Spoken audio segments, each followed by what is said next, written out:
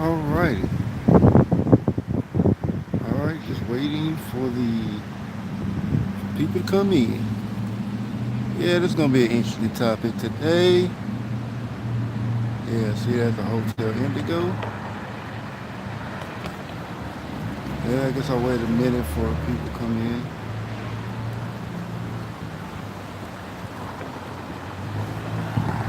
But I'm about to. I'll wait a minute for people to start coming in. And while I'm doing that, I'll walk. Okay, looks like somebody just came in. All right, well, I guess we'll wait for other people to come in.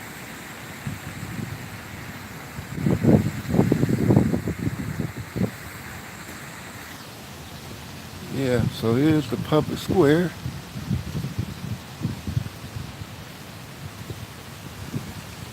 Yeah, that's the courthouse right there. Yeah, wait a minute longer. See if anybody comes in. Hey, Shelly Shells, how you doing? Yeah, yeah. You know, that's always lovely at night. You can only see this at night.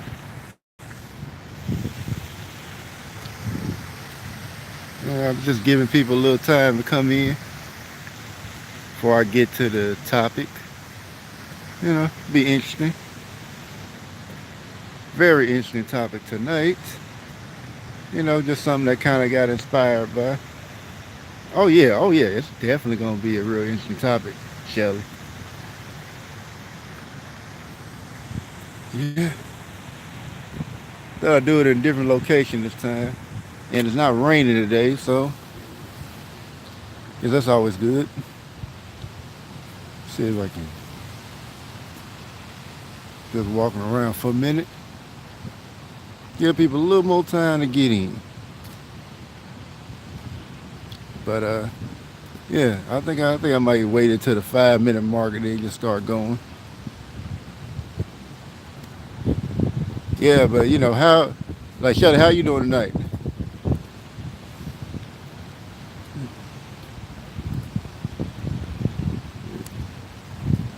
Huh? Yeah, cause yeah, night it's cool, but it's not really that cold out here. So, oh yeah, I'm doing well. Yeah, just you know just came from the library and just coming to check out just coming to take a little walk and talk to. Oh, that's what's up. I bet it was. Uh, but yeah, it's still downtown. This is the public square, and that's the I think that's the back of the courthouse because I don't think anybody comes through those big doors. Yeah, I'm gonna see if I can show you an image of the where the Titan Stadium is at.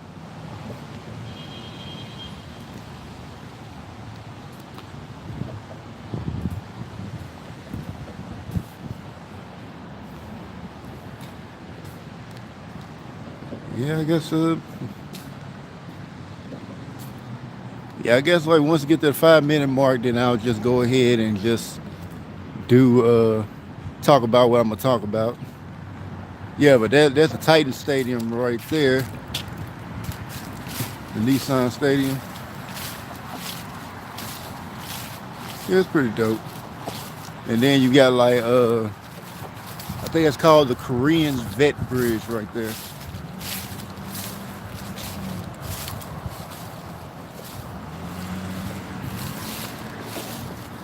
So yeah, I was just trying to show that off real quick because I'm gonna go over here and chill at the public square and talk about tonight's topic.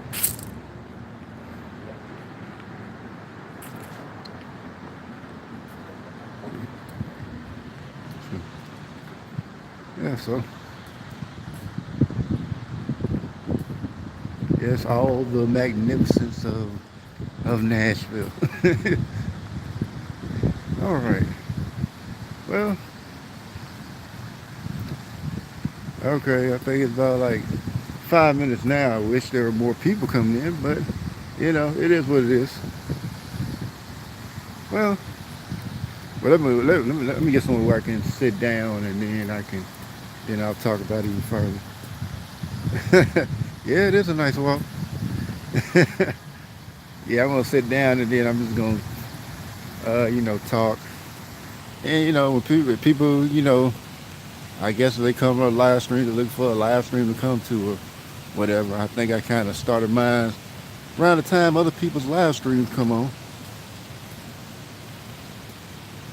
So, so I guess like I can't really be too upset about it, but it is what it is. All right, just about settled down. Okay. Well, let me put my bag down. And I'm about to get right into the top. Yeah, yeah, yeah. Got my bag down. Yeah, yeah, yeah. Tonight, morale. About the subject of morality, and it kind of been sparked off by this video I watched by this guy called Sage Rain, and and it was a video basically talking about like Batman, Batman and Joker, the two sides of the same coin or something like that. Hey, salute, Shar. How you doing? Glad you can make it. And basically, this guy was breaking down like how Batman and Joker are pretty much like almost the exact same person, but how they described it was like, yeah, all it took was one bad day for them to go one way or the other. And I thought that was an interesting concept because they are complete opposites of one another, but it's like they're always fighting against each other. And I mean, me as someone who's a huge Batman fan, and like reads the comics and all that. So I kind of had like more understanding of like the relationship between the Batman and the Joker than most people. I mean, I'm sure there's probably people that know more than me. I ain't gonna say I'm the foremost expert on Batman, but it's like that. It's like talking about that, like kind of gives you an idea, like the extremes of morality. Like Batman's always been referred to as the at one point in time like the ultimate rational mind, and like Joker is referred to as Joker referred to like as the opposite, like complete, someone who's like a agent of chaos. Pretty much his only mission is to mess up like the natural order. And like the thing about it is like people assume that the Joker is insane, but I mean if you really look at more of the comics, you will find out he really isn't, because because oh, hey Don, how you doing? Yeah, yeah, 4 people here, 3 likes, get them likes up. But but as far as the Joker is not actually insane. He's just a very angry and damaged individual who I mean who disrupts the order. Like if you read the comic, if you read the comics, like you'll find out that the Joker, like the reason why he does what he does is like he sees the world as it is, as a facade. Like that's the biggest joke. That's like the cosmic joke of the universe, something like that. Just like how people are acting, and and pretty much like the Joker feels like it's his job to play the joke on the joke. I guess in a sense. So by committing like horrible acts that would normally wouldn't be morally acceptable. Like he'll try to kill and all that. And it's like every time, it's like, and it's at one point, I forgot what comic just came out of, But I remember like there was a woman that Batman like what Bruce Wayne was dating at the time. Her name was Silver St. Cloud, and like I remember like the Joker kidnapped her, and like I think she was hoping. I think he was talking about like like the Batman's gonna come and save you, and and like she asked like why do you keep trying to kill the Batman? He's always gonna stop you. And the Joker said something very profound. He was like said he said he stops me because he's my opposite. He's my opposite. If he didn't stop me, he would no longer be my opposite. If I managed to kill him or he couldn't stop me, he would no longer be my opposite.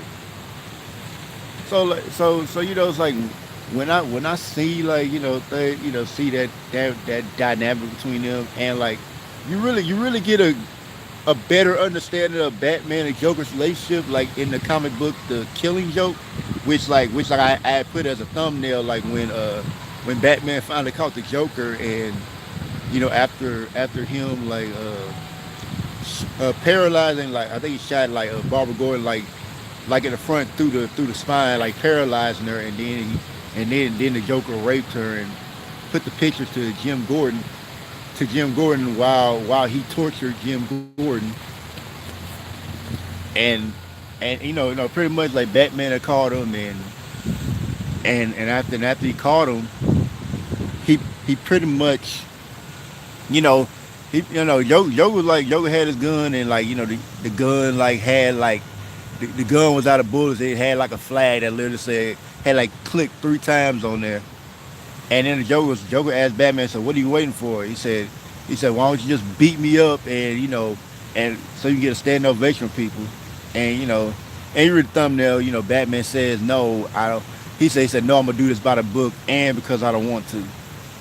So pretty much after he said that, like he was actually telling the Joker, say, "Hey, it's not too late, to change." And the Joker was saying, "No, it is too late. It says far too late." And after he did that, the Joker after he said that, the Joker said, "This reminds me of a joke," and he told the Joker about like he said, "There's 2 guys in Arkham Asylum." Hey Harold, how you doing, brother? You said there's 2 brothers, and I mean there's 2 guys at Arkham Asylum. These 2 in the lunatic asylum. I was there with Arkham Asylum, but it was lunatic asylum, and and like he was saying, like one day they decided they didn't want to they didn't want to be in the asylum anymore, so they decided to escape. So one of the prisoners like you know got up on the roof. He got onto the other side, and then after that the other prison, the second, I think it was the second one or the first one, I forgot which one.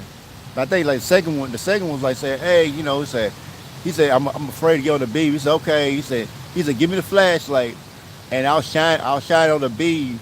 And the other guy said, "What do you think? What do you think? I'm crazy?" So you just gonna turn it off when I get halfway there. And like the guy Sage Rain, he kind of explained it. Like he said, this had like multiple meanings, which I could see like how he explained it. He said that he was Joker was describing himself in Batman, and he pretty much described like how like Batman was the first guy who the first prisoner, that the first inmate that had got across, and Joker was like the second one, and he doesn't believe that Batman would actually help him. He's only going to imprison him again, so he doesn't trust that. Which I thought that was an interesting perspective on that. So it was like at one point where it was like one comic. I think it was like 2 or 3 years ago. It was called like because they had this comic called Death of a Family, where like Joker went at the Bat family, like Nightwing, all the Robins, Red Hood, like I think Catwoman. Yeah, I think that's pretty much it. Like went at the main family, went at the main Bat family, and as an attempt to get to to make how Joker feels like Batman should be, because he believed Batman was weak. So by doing that, he just he thought that by like getting them out the way would make Batman, be who he is, unleash the true Dark Knight, at least that darker part of himself, because he feels like that's where he's at his best. But as far as like how Batman puts it, Batman's like, yeah, having his bat fat around him is what keeps him sane and grounded. Yeah, but oh yeah. Let me get to the chat real quick. Yeah, Harold, I'm at the public square, and I'm good, brother. And the whoever, yeah, I was already live. Yeah, I think I've been 15 minutes in. So I mean, hey, I hope you got them. Hope you got those recipes. But like basically I mean, the Joker felt like Batman was being weak. So like after he stopped the Joker, which like he explained like the only way to beat the Joker is to stop his. Okay, you got him. All right, that's good. That's good. But the thing about it was the Joker. He told him like the only way to stop the Joker is to stop his punchline. It's like whatever his plan is, essentially. And like before he stopped the Joker this time, the Joker said, you care about me. It's like you're not gonna. He said, you're not gonna pick me over them or something like that. And he told the Joker, I don't care about you anymore. I never did. You know, and like I think like you told him like you can't mean that, Batman. And pretty much he told him like, yeah, I don't really care about you. And think after that he kind of I don't know if I think he jumped off a river of a sewer or something like that, and was not heard from again until Endgame, where he created a new strain of the Joker venom. But this time it was one that Batman could not cure. So so like Batman was really struggling with this. So I mean at this point like the Joker was tired of going back and forth with Batman. It was like this time like Joker was gonna kill him for real. Like it's like yeah, it's like you realize like the Joker actually went easy on Batman. He said this time I'm taking you out, but he was taking himself out as well when cause like it started out with Batman being attacked by the Justice League, who had been infected by the Joker venom, not Joker venom, the Joker toxin. No, not this, not exactly this time, Harold. Cause Batman. It's like at the end of it, cause like Batman. I mean, cause Joker pretty much uh he pretty much like I think he disguised himself and then locked him up in a asylum, and he wrote Batman a letter like after he got the Justice League helped out or whatever, stopped them somehow with the inch of his life. He tried to he went to figure it out, and it was suggested that like the Joker wasn't immortal or something like that. Like he had been here before Gotham was even created. But I mean, I'm not sure like how that worked out. But I do know that at the end, like like Batman was locked up in an asylum because Joker pretended to be a doctor. He used some muscle relaxers to bring down his smile, so he can look like a regular person. And then after that, he like I say locked him up in the asylum, and pretty much wrote him a letter telling him like I'm done. He pretty much told Batman I'm done playing with you. I mean I'm done. So this is it. I'm gonna end you once for all, and we're gonna part ways. He reads the letter, and pretty much the Joker was pretty much writing a suicide letter. So like when he left, he went to kill himself, and he was planning on taking Batman with him.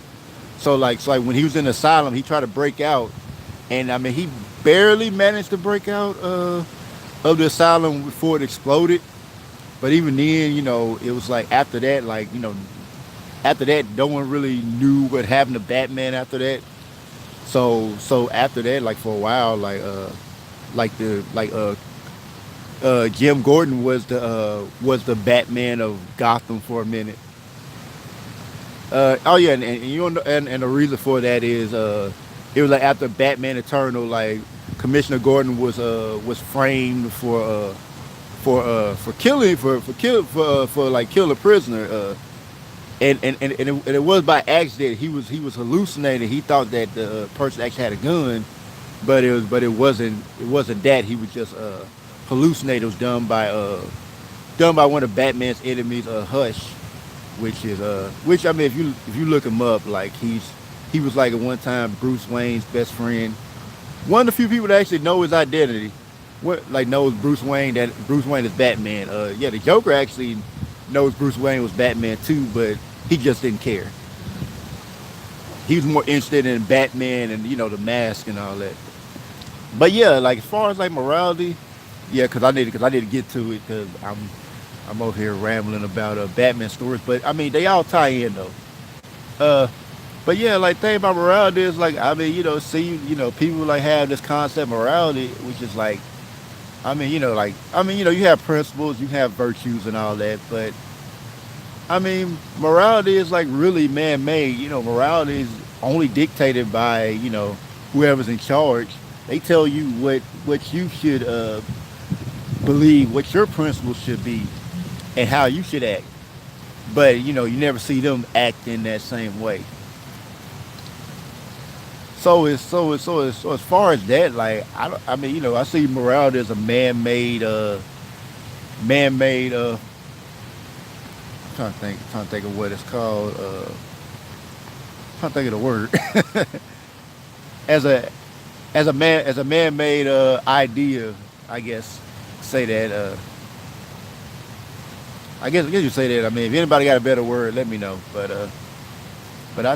I think I'll say yeah, a man-made idea or a man-made construct or whatever. Because like it's just like morality and like what's right doesn't always go together.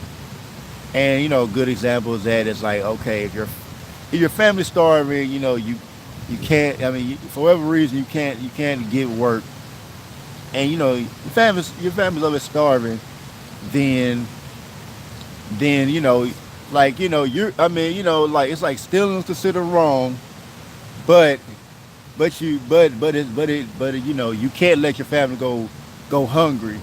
So if you steal like food to feed your family, even though like morally that would seem wrong, morality would tell you that's wrong to steal. But I mean, but as far as like the natural order of things, and if you're like as far as being a good parent, you're gonna want to make sure your kids are fed, your family is good. So if you steal from that, like yeah, it might be considered morally wrong, but in essence you did the right thing the best way you knew how. And I mean, and it's just like people always wonder, like as far as the Batman and Joker scenario, like why Batman doesn't doesn't kill the Joker, and I have to go back to the Sage Range video because like it gave me a lot of ideas about about morality, which really inspired a lot of this video, and pretty much he I mean I think Batman he thinks Batman like fears killing the Joker because if he kills the Joker, then he fears that a darker, more a darker version of himself will come about. And I mean, like and like he has a point. I mean, I think he has a point there because there was a comic book series that came out, I think a few months ago. It was called Batman White Knight, which pretty much was like, what would it's like pretty much like a what if the Joker actually got rehabilitated. So so yeah, pretty much like the Batman going there and stop the Joker like he normally does, but this time the Joker said, "Hey," he said I could I could cure myself right now and show everybody like who the real villain is. So like I take these pills and and become cured. So in this series, Batman actually forced Batman forced the pills down Joker's throat,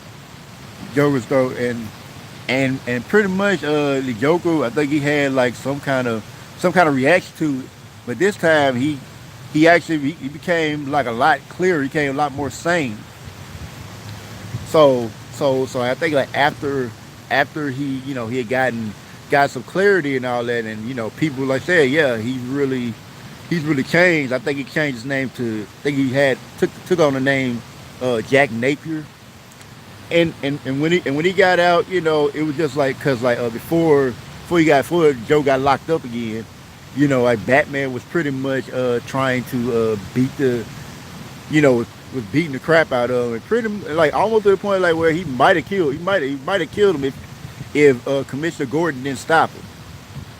So pretty much after Jim Gordon comes out, I mean came out, I mean after Jack, not Jim Gordon, Jack Napier comes out, and he's released, he's considered like cured, he's really rehabilitated. He goes out of his way to, he starts like looking like, yeah, Batman's the real villain. Like it's like he has all, Batman has all these tools that could help the police stop a lot of criminals and all that, and he keeps them off for himself. So basically, he went and did some digging. Yeah, it's definitely a very, very good spot. Yeah, and he definitely has. I mean, he has like, I mean, he had found out that like that the police had like a secret fund. They was like $3 billion to like pretty much fix a lot of the stuff that Batman tears up when he's crime fighting. So he exposed that, and not only that, like pretty much started working with the police, and trying to because I think he became mayor, or he was running for it. I mean, but he became like a very influential figure in Gotham, and pretty much he like worked it out where like the police where the police could actually do their job without. Okay, see you later, Harold. Thanks for coming through. And pretty much like he pretty much worked out a way like where the police could do their jobs more effectively. So I mean, it turns out that like Jack Napier is actually a very brilliant man, and and pretty much he I mean he was trying to turn over a new leaf. So like in this comic, like as the comic went on, Batman started looking more and more like the bad guy. So he managed to create a team like where like officers and the vigilantes like Robin and Batgirl joined his side, and after that, pretty much he just after he joined his side, Batman started becoming a lot more reckless. Like he started losing it, and after a time like they wouldn't have stopped him because they feel like he was going too far. So I mean, when they locked him up, I think they locked him up at I don't know if they locked him up at Blackgate or Arkham Asylum, one of the places. And they allowed him to keep his mask on because they wanted to keep his identity secret, as out of respect. But as far as yeah, I did get back to morality anyway. As far as morality, like you can always have like that morality. I mean, it's like I don't think morality is actually needed. I think morality can only be I think morality is only a tool to control people's actions and behaviors. So as far as dealing with that, I wouldn't recommend anyone to get caught up in morality. I mean, if you're gonna do anything, have your own set of principles. Set up your own code that you can follow through with. Be held accountable for these things, and and after that, like pretty much, yeah. I mean, just how have a system that you're gonna be held accountable by, and then just follow through with it. Hold yourself accountable. Because if you don't, then it ain't no point of having that code. Because someone doesn't have a code is someone you can't trust because you don't you don't know where they're at. You don't know what they're gonna do. They don't people like that don't have any boundaries. So when you're seeing people they don't have boundaries like that, they're liable to do anything and everything to you. So it's not good to have people like that around you. And let's see. Yeah, I mean, and like I said, it's like Batman and Joker are the perfect examples of like morality, like two extremes. Like Batman, he goes by this whole justice. Joker goes by chaos, anarchy, and all that. Yeah, yeah, yeah. It is. It is down there. Yes, exactly. Because like it's like a guy or a woman that has that doesn't have a code. Like let's say they're supposed to be protecting somebody. People like that, if they don't have a code, like where they're bound to protect somebody, it's like the moment they either get paid, or the moment they feel like, oh yeah, it's not worth putting my life on the line to protect these people, or to make sure they're safe. Then they're gonna run out. They don't care. So you can't kind of have somebody who would actually do that. You can't have somebody like that protecting you, because you you might as well just be on your own anyway.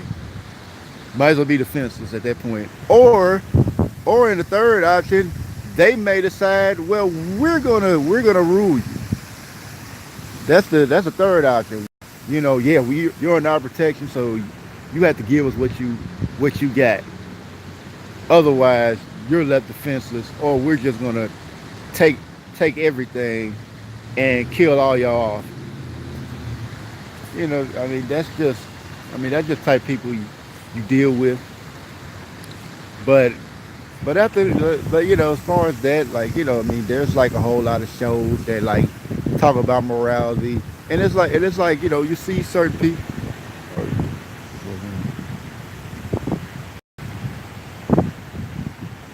Well, I mean, not having the fear of Donna doesn't necessarily mean that you're able to do anything, because just having a guided system, having a code is like what guides you. So like you can still be fearless. I mean, as far as belief in God, like there's people that believe in God that do horrible things.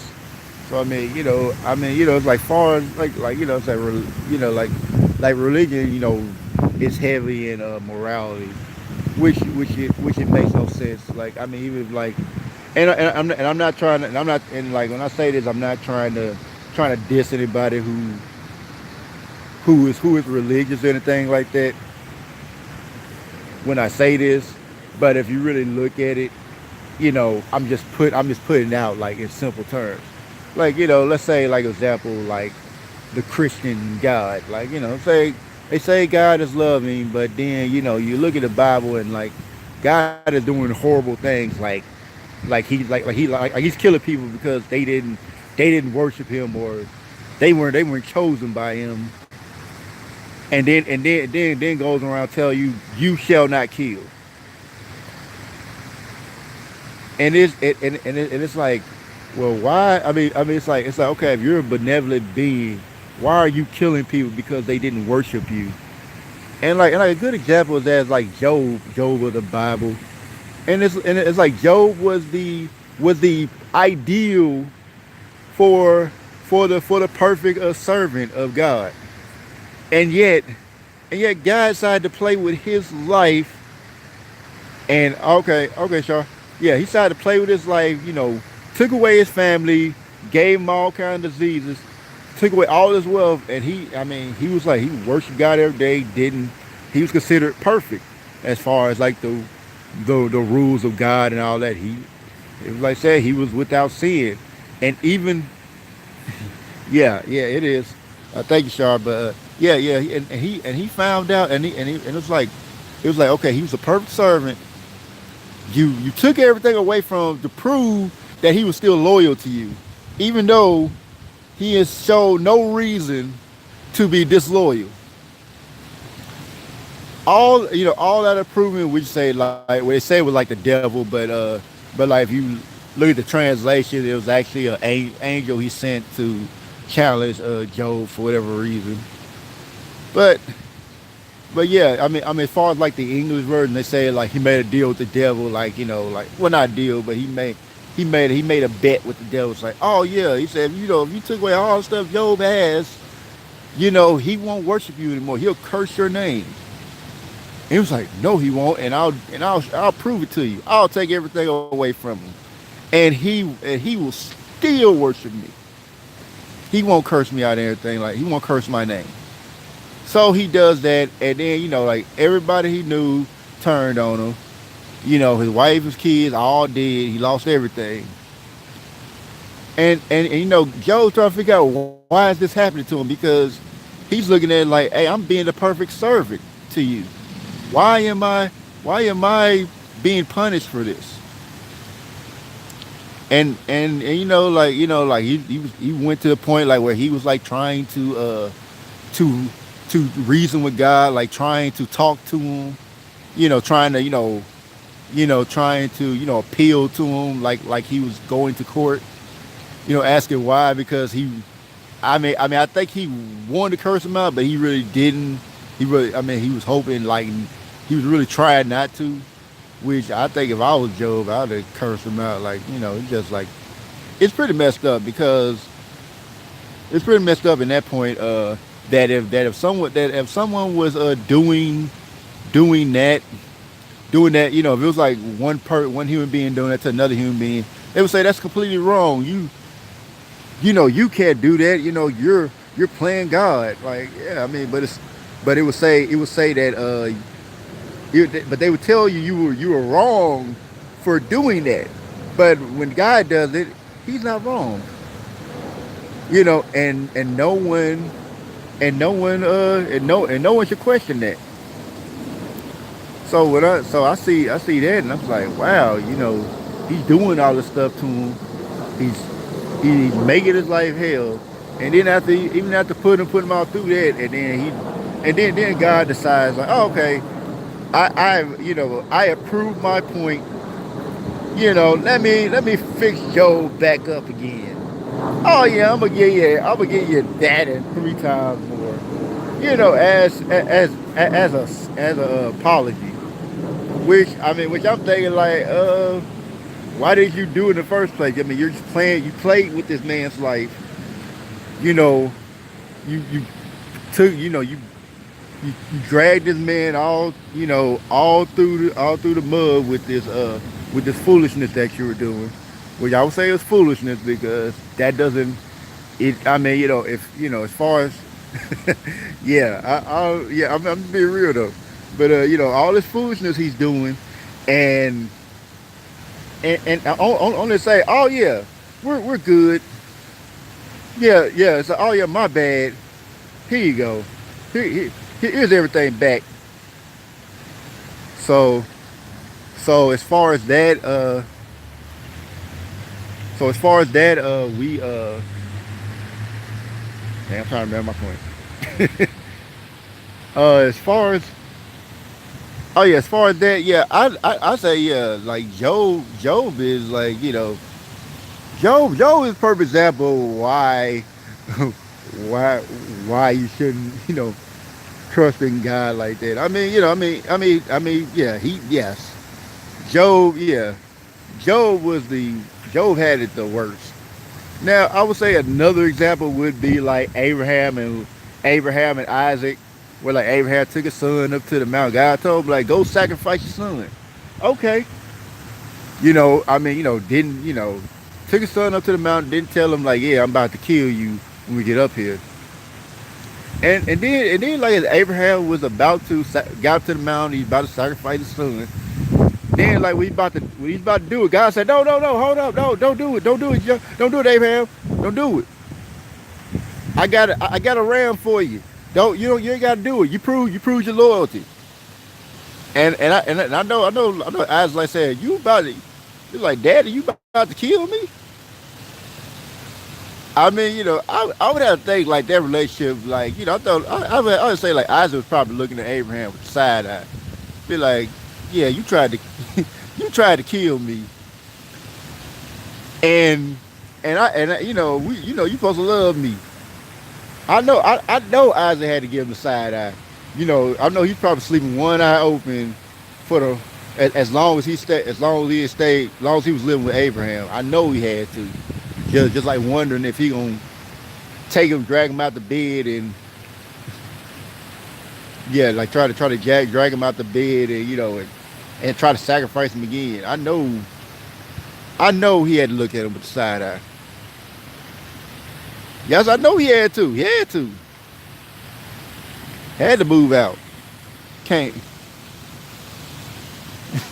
Yeah. That's exactly what happened. That's the story.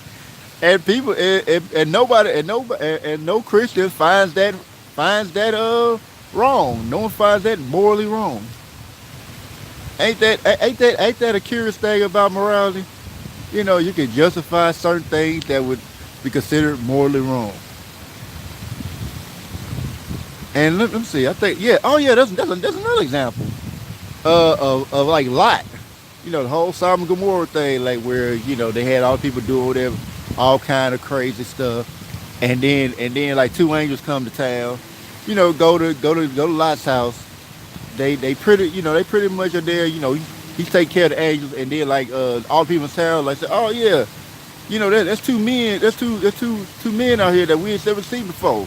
Bring them out here so we can have our way with them. And he was like, no, but you can, hey, you can't rape, don't rape these men right here. Hey, rape my daughters. It's like, what? I'm like thinking you rather offer up your own family members for like, okay, two angels. I'm like, I mean, I think they can take care of themselves, but you wanna sacrifice your daughters to these people to let them get raped because you don't want to see the angels get raped.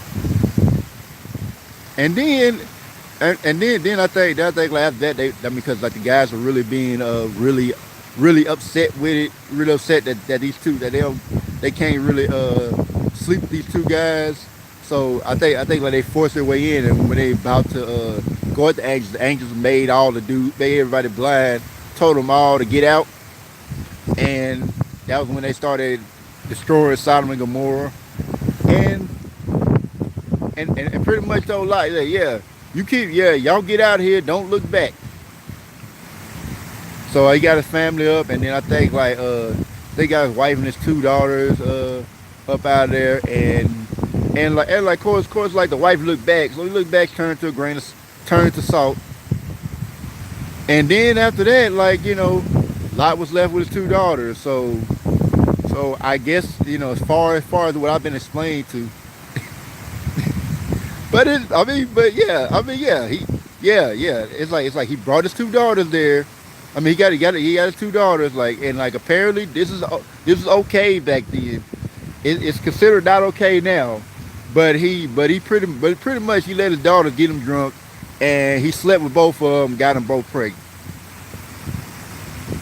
Just had a good time with both his daughters, and I'm just like, well, we did that nowadays, that would be considered wrong, but when I hear people like try to explain, it's like, oh no, that was okay back then. There was nothing. There was no law against it. So I'm like, oh okay, so like fathers were just in there screwing their daughters back then. Okay, that's how that's what was hot back then. Okay, but but yeah, I mean, it just shows you like how like the hypocrisy of it.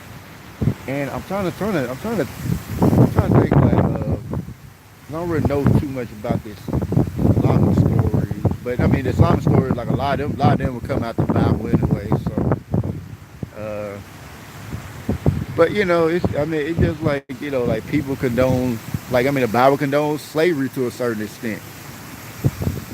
I mean, like I remember talking to a Muslim guy like 2 or 3 years ago. He was telling me about like how like Muhammad's best friend Bilal had slaves and all that, and I was like, basically explained like how slavery is just wrong altogether. And he was trying to tell me, no, it was okay, he he had slaves, he treated them good and all that. I'm like, but it's still slavery. And he wanted to argue with me about it, and I was just like, well, not having it. So as far as that, I think like one of the few times I really got outraged by something.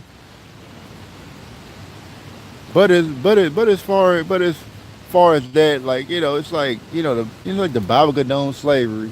A lot of religious books condone slavery, but they always try to say, well, it's done in a certain way and something like that. But I say, like, if you're enslaving someone. There's no there. I don't think there's no good way of that happening. Like, oh well, we're condoning slavery.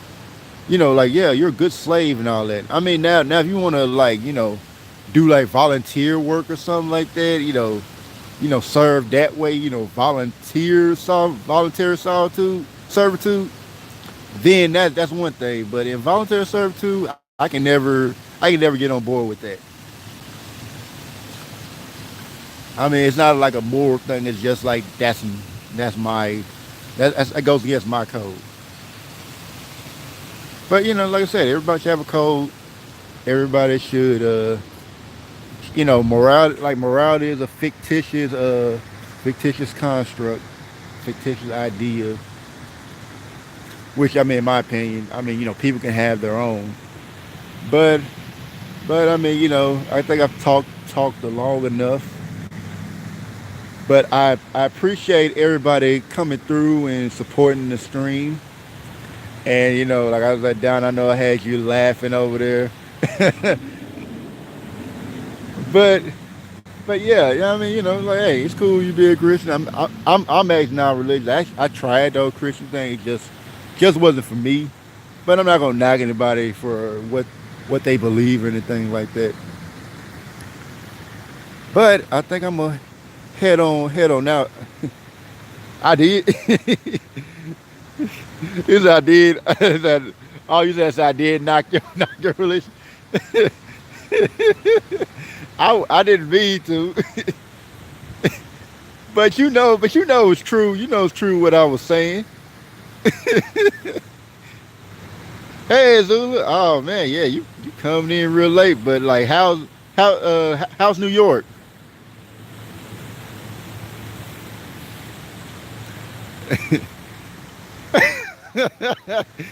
No.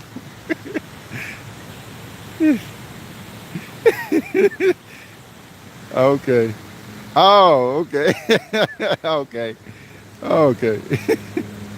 Okay, yeah. Okay. I said I look forward to hearing about it later. But yeah, yeah, like, what I'm saying, like, people. I think people should find their own their own system of principles and values, and not have it forced upon you. But yeah, yeah. If you're in the chat, Zula. I don't know if you hit the like button yet, but if you ain't here, supporting, come on, hit that like. That's all I ask. But yeah, yeah, like, yeah, pretty. Okay, there you go. Thank you. But yeah, yeah, just pretty much, just have your own set of values, have your own set of principles. You know, find your own way far as like how you want to live your life, what path you want to take, because you only as far as like, don't know if it's like you have only one life or you have multiple lives. But whatever, I would say, you got the life now, so I say just try to live as best you can. So choose a path that you want to follow. If you want to follow.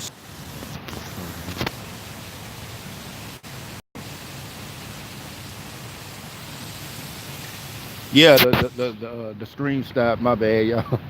But yeah, yeah, like, oh no, oh no, I didn't leave yet, Donna, but I'm about to though. Yeah, I hope everybody's having a good. Hope everybody has a good Thanksgiving. And yeah, yeah. But before I got cut off, like, yeah, you only have one life. You have like maybe one life or multiple lives. Like, just follow your own path, because You only got one, and you should live it the best you can.